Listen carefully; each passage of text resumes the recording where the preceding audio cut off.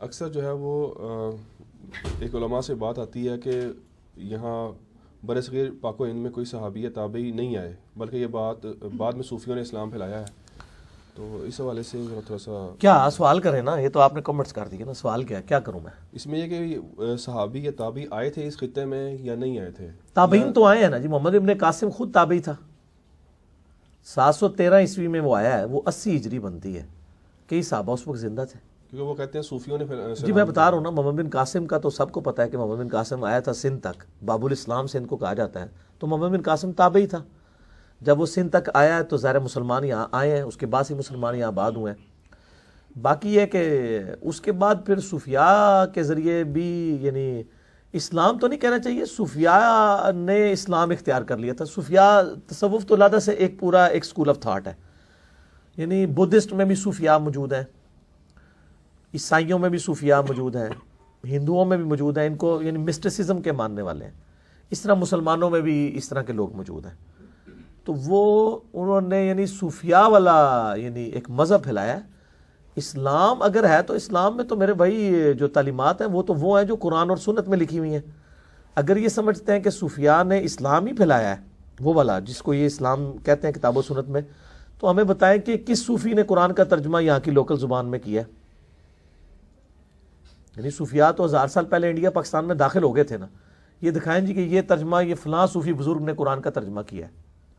جس نے کیا ایک عالم دین نے، شاہ ولی اللہ دہلوی نے، جو خود پہلے صوفی تھا، بعد میں توبہ کر کے وہ کتاب و سنت کے منہج پہ آیا. اس کو 5 سال قید مطلب جنگلوں میں گزارنے پڑے لوگوں کے ڈر کی وجہ سے کہ قرآن فارسی میں ترجمہ کر دیا. بخاری کا پہلا ترجمہ جو ہماری لوکل لینگویج میں وہ 1920 میں ہوا ہے، 8 سے 100 سال پہلے. تو اگر صوفیاء نے اسلام پھیلایا یہاں پہ تو بخاری کا کوئی ترجمہ کیا ہوگا آج کی لوکل لینگویج میں. یہاں کی تو لوکل لینگویج عربی تو نہیں تھی. کون سا اسلام پھر انہوں نے پھیلایا؟ اگر صرف کلمہ پڑھایا ہے تو ان کو کہ ایران کے اندر جنہوں نے شیعہ کو کلمہ پڑھایا ہے ان کے بارے میں آپ کا کیا خیال ہے؟ وہ کہیں گے وہ تو ہے ہی گمراہ ہیں، ان کو دین کو نہیں مانیں گے. تو ادھر جنہوں نے کلمہ پڑھایا ہے اگر آپ سمجھتے ہیں وہ ہدایت کے اوپر ہے تو ہم سمجھتے ہیں کہ ان کے کئی عقائد کتاب و سنت کے خلاف ہیں، ہم ان کو صحیح ماننے کے لیے تیار نہیں ہیں. آپ کتاب و سنت کے دلائل کے اوپر بات کریں. کلمہ پڑھوانا کئی قادیانی انہوں نے جرمنی میں یورپ کے اندر کئی کافروں کو کلمہ پڑھا دیا. تو آپ کہیں گے نہیں یار وہ کلمہ تو پڑھایا ہے لیکن وہ قادیانی والا کلمہ ہے نا، قادیانیوں کا بھی یہی کلمہ ہے لیکن وہ کفری عقیدے کے ساتھ ہے. اس طریقے سے اگر کوئی کلمہ پڑھا بھی دے، اگر وہ قبروں سے مانگنے والا عقیدہ دے رہا ہے، بزرگوں کے مزارات سے مانگنے والا عقیدہ دے رہا ہے، مرے ہوئے لوگوں کو مدد کے لیے پکارنے والا عقیدہ دے رہا ہے، تو وہ تو پھر عقائد قرآن و سنت والے عقائد تو نہیں ہے، وہ تو ایک پلوٹڈ چیز ہے. تو اس کی وجہ سے بخاری مسلم حدیث ہے اللہ تعالیٰ فاسق سے بھی دین کا کام لے سکتا ہے. اس کا قطعی مقصد نہیں ہے کہ کوئی اگر عالم دین جو ہے وہ دین کی تبلیغ کر رہا ہے تو یہ چیز ضروری ہے کہ وہ اللہ تعالیٰ کا منظور نظر ہو چکا ہے. اگر آپ یہ سمجھتے ہیں تو بریلویوں سے کہیں کہ طارق جمیل صاحب کو اللہ کا منظور نظر ڈکلیئر کریں گے. دیوبندیوں کو کہیں کہ الیاس قادری صاحب کو اللہ کا منظور نظر ڈکلیئر کریں گے. اہل حدیث ان کے نہیں کریں گے، شیعہ ان کو نہیں کریں گے. تو پھر لوگوں سے آپ کو ڈیمانڈ کرتے ہیں کہ یہ منظور نظر ہے. یہ جتنے منظور نظر جن لوگوں کو ڈکلیئر کرتے ہیں اپنے اپنے زمانے میں اس وقت کے جو یعنی لوگ تھے نا حق گو، انہوں نے اپنے اپنے زمانے میں ان کے اوپر پوری گرفت کی ہوئی ہے. شیخ احمد سرندی مجدد الافسانی جن کو کہتے ہیں اور کہتے ہیں کہ یہ 1000 سال کے مجدد ہیں اور کہتے ہیں جی انہوں نے دین الہی کے خلاف آواز بلند کی تھی تو بڑی دین کی خدمت کی ہے، تو ولی تو تھے نا تبھی اللہ نے اتنا بڑا دین کا کام لیا ہے. پہلے تو میں الزامی جواب دیتا ہوں کہ ثناء اللہ امرت سری صاحب نے غلام احمد قادیانی کے خلاف جہاد کیا ہے، علمی اتنا بڑا جہاد کیا کہ جب وہ گولڈا ملنے کے لیے گئے پیر میل شاہ صاحب نے اپنا مسلح چھوڑ کے ثناء اللہ امرت سری اہل حدیث عالم کو اپنے مسلح پہ کھڑا کر کے پیچھے نماز پڑھی ہے. اور یہ بات خود پیر نصیر الدین نصیر صاحب نے ویڈیو میں بتائی ہے. تو قادیانیت کے خلاف جہاد کرنے کی وجہ سے اہل حدیث عالم ثناء اللہ امرت سری کو کیا بریلویوں نے بزرگان دین مان لیا؟ یہ مان لیا کہ انہوں نے بہت بڑا اللہ نے اسے کام لیا. وہ کہیں گے پاویں لے ہے گستاخ سی نا. تو تسی جنہاں نے نام لے رہے ہو ساڈے نزدیک وہ گستاخ نے تو سانو کو دوست لاندے ہو. بیماری تو وہی ہے نا. شیخ احمد سرندی کے زمانے کے درجنوں بزرگوں نے شیخ احمد سرندی مجدد ثانی پہ کفر کے فتوے دیے، پتہ ہے آپ کو؟ اور یہ خود نقشبندیوں نے اپنی کتابوں میں لکھا ہے. اقبال مجدی صاحب نے شیخ احمد سرندی صاحب کے اوپر کتاب لکھی ہے ان کے حق میں. انہوں نے بتایا کہ ان کے اس زمانے کے 42 علماء نے شیخ احمد سرندی کو کافر ڈکلیئر کیا تھا. کس مسئلے کے اوپر؟ شیخ مسرندی نے مکتوبات میں لکھا ہے کہ اگر مجھے کوئی ہزاروں حدیثیں بھی دکھا دینا انگلی اٹھانے کے اوپر، میں حدیثیں نہیں مانتا، یہ میں امام حنیفہ کے پیچھے ہوں، جو ان تک کال پہنچا تھا کہ نماز میں انگلی نہیں اٹھانی چاہیے، اس لیے آج نقشبندی انگلی نہیں اٹھاتے نماز میں، اور مجبوراً غلام سعود سعیدی صاحب کو مجد الرسانی کے خلاف پورا فتویٰ لکھنا پڑا ہے شرح صحیح مسلم میں، 30-40 صفحوں میں انہوں نے لکھا ہے کہ مجدد صاحب کا یہ مسئلہ غلط ہے، لیکن ان کو یہ بھی بتانا چاہیے تھا کہ مجدد صاحب کے زمانے کے علماء نے ان کو کافر قرار دیا ہے اس بات کے اوپر۔ ظاہر ہے جب ایک بندہ کہے گا جی مجھے آپ نبی علیہ السلام کے ہزاروں فرمان بھی دکھائیں میں نہیں مانتا، تو اس کے اوپر کیا فتویٰ لگے گا؟ لیکن وہ علماء چونکہ حکومتی پشت پناہی پہ نہیں تھے، وہ دب گئے، جس کو حکومت اٹھا لیتی ہے وہ آگے نکل جاتا ہے۔ پھر بعد میں ظاہر ہے کہ بادشاہ جہانگیر نے اور بعد کے بادشاہوں نے گود لے لیا اور معاملات آگے چلنا شروع ہو گئے، تو بزرگ ڈکلیئر ہو گئے۔ حالانکہ ان کے زمانے کے اندر اس طرح کے لوگ تھے جو ان سے خود عبدالحق محدث دہلوی المتوفی 1052 ہجری وہ بھی اختلاف رکھتے تھے مجدد صاحب سے، اور انہوں نے کہا کہ یہ اس قسم کے دعوے کرتا ہے کہ جو بالکل غلط۔ انہوں نے کہا جی قضائے مبرم جو ہے وہ بھی میری دعا سے ٹل جاتی ہے، جو نبیوں کی دعاؤں سے بھی نہیں وہ ٹل سکتی، وہ کہتا ہے جی وہ قضا میری دعا سے تقدیر بھی بدل جاتی ہے، اور ایسی تقدیر جو کہ تبدیل نہیں ہو سکتی۔ اس کے کئی مسئلے ہیں، بڑے بڑے دعوے ہیں۔ امام مہدی کے بارے میں کہا کہ میری نسبت امام مہدی کو حاصل ہوگی، حالانکہ وہ سید نہیں ہے خود، اس کی کون سی نسبت حاصل ہوگی؟ مہدی تو سید ہوگا، غیر سید کیسے دعویٰ کر سکتا ہے کہ جی سید جو ہے وہ میری نسبت سے ہوگا؟ اس کو میری نسبت کا، اور انہوں نے کہا کہ میری نسبت کا کچھ حصہ اسے نصیب ہوگا۔ اب اتنے بڑے بڑے یہ تو امام مہدی کے بارے میں یہ تو دعویٰ امام جعفر صادق نے نہیں کیا، جو مجدد صاحب نے اپنے مکتوبات کے اندر اس طرح کے دعوے کیے ہیں، اس لیے ان کے زمانے کے علماء نے ان پہ کفر کے فتوے لگائے ہیں۔ لیکن مسئلہ یہ ہے کہ وہ آپ کو پتہ ہے نا، حکومتی پشت پناہی جب حاصل ہو جاتی ہے نا تو پھر وہ اس اعتبار سے چیزوں کو دیکھا جاتا ہے۔ لہٰذا بزرگ آپ کوئی بھی ڈیپ ڈک کریں گے، ان کے زمانے میں ایسے لوگ رہے ہیں جو ان کی بزرگیوں کو چیلنج کرتے رہے کہ یار یہ غلط ہو رہا ہے، لیکن وہ لوگ جو ہیں وہ حکومتی پشت پناہی میں نہیں ہوتے، اس لیے وہ بیچارے پیچھے رہ جاتے ہیں۔ حکومتی پشت پناہی والے لوگ جو ہیں وہ آگے آ جاتے ہیں۔ اورنگزیب عالمگیر کو چونکہ حکومتی پشت پناہی تھی، فتح عالمگیریہ اس کے نام پہ لکھوایا گیا، اتنا بڑا بزرگ، عوام لوگ فخریہ کہتے ہیں جی میں خود مغل ہوں، ہمارے باوجداد میں سے جی وہ ٹوپیاں سی کے جناب گزارا کرتا تھا، اس نے حکومت کس طرح باپ کو قید کرایا، بھائی مروائے ہیں، وہ ساروں کو بھول گئے۔ وہ جو نماز قدر نہیں چھڑی، پرا بھی نہیں کوئی چھڑیا بھائیوں نے، نہ نماز چھڑی نہ کوئی پرا زندہ رہن دیتا ہے، نماز فوت نہیں ہونے دیتی ہے، پرا زندہ نہیں رہن دیتے۔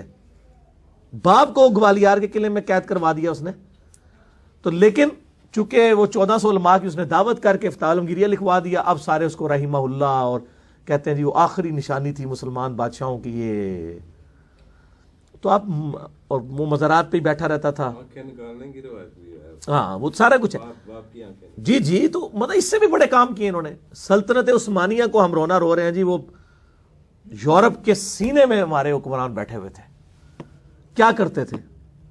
اور میرا سلطان ڈرامہ مجھے بتایا جی، انہوں نے ڈب کیا ہے، وہ اس میں انہوں نے بتا دیا کہ کیا کچھ اسلام کی خدمت وہ کرتے رہے، اور ہم جناب وہ سلطنت عثمانیہ کو رو رہے ہیں۔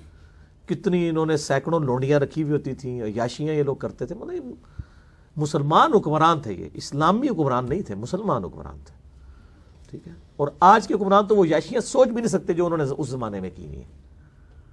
مطلب آج تو آپ نہیں سوچ سکتے کہ بھی لوگ جو ہیں وہ حکمران جو ہیں وہ لوگوں کو مروا کے ان کی بیویاں قابض کر لیں، کوئی اکا دکا واقعہ شاید ہی کبھی آپ نے سنا ہو، لیکن اس زمانے میں تو یہ عام تھا، بنو باسم کے دور کے اندر یہ لوگ کرتے تھے۔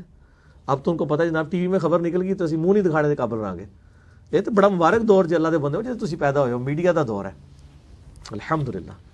ہاں جی، کسی کو کافر کہنے، عثمان بھائی ایسے آ جاؤ، کسی کو کافر، ہاں جی۔ جس طرح ابھی مبلغین کی بات ہو رہی تھی تو مولانا مودودی نے لکھا ہے کہ بر صغیر میں اکثر جو مبلغین آئے افغانستان سے، ترکی سے، ایران سے، جو ضعیف العقیدہ تھے خود، ہاں جی، تو انہی کی تبلیغ سے یہاں کے اکثر لوگ مسلمان ہوئے، جس کی وجہ سے یہاں کے لوگوں کے عقائد ختم ہوا، جو ہے تبدیلی نہیں آ سکی۔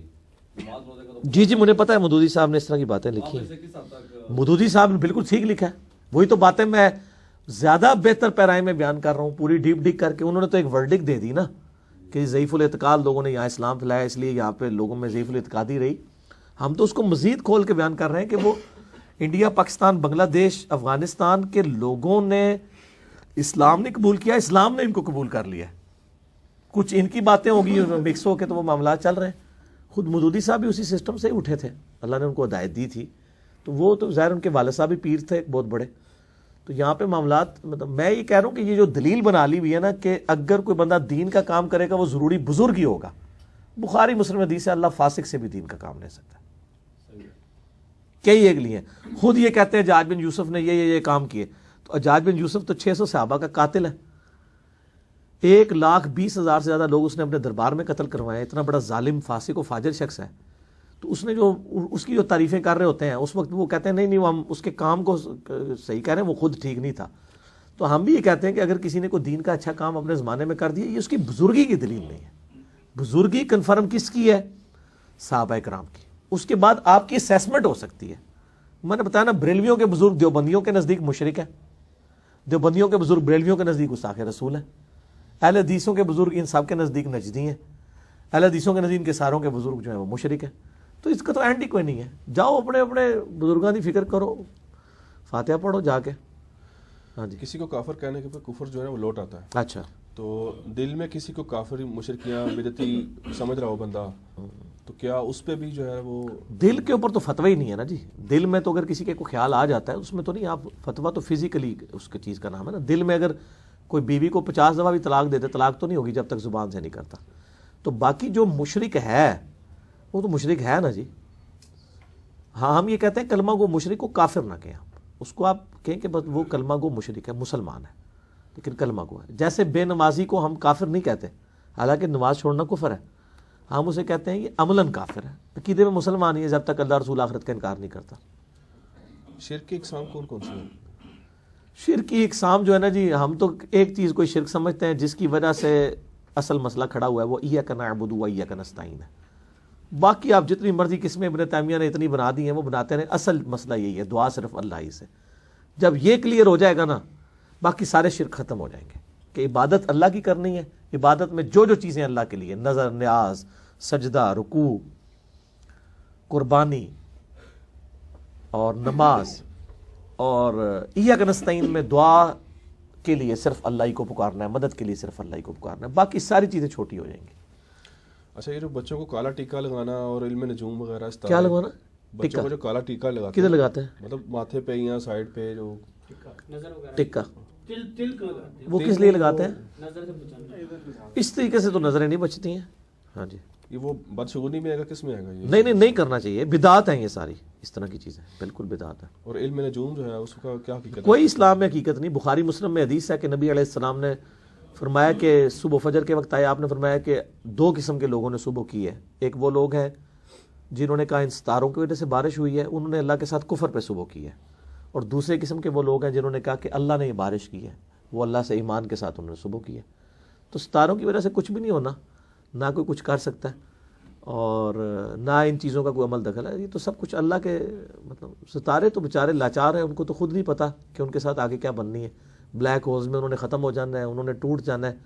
ان کی گردش کے ساتھ کوئی چیزیں یہ جڑی ہوئی نہیں ہیں. اللہ نے اپنے غیب کے پردے اپنے پاس رکھے ہیں, غیب کی کنجیاں اس کے پاس ہیں, صرف نبیوں کو وہ دیتا ہے, اور وہ بھی جتنا بتا دیتا ہے وہ ہے, اس کے بعد کوئی ایسا ذریعہ نہیں ہوتا.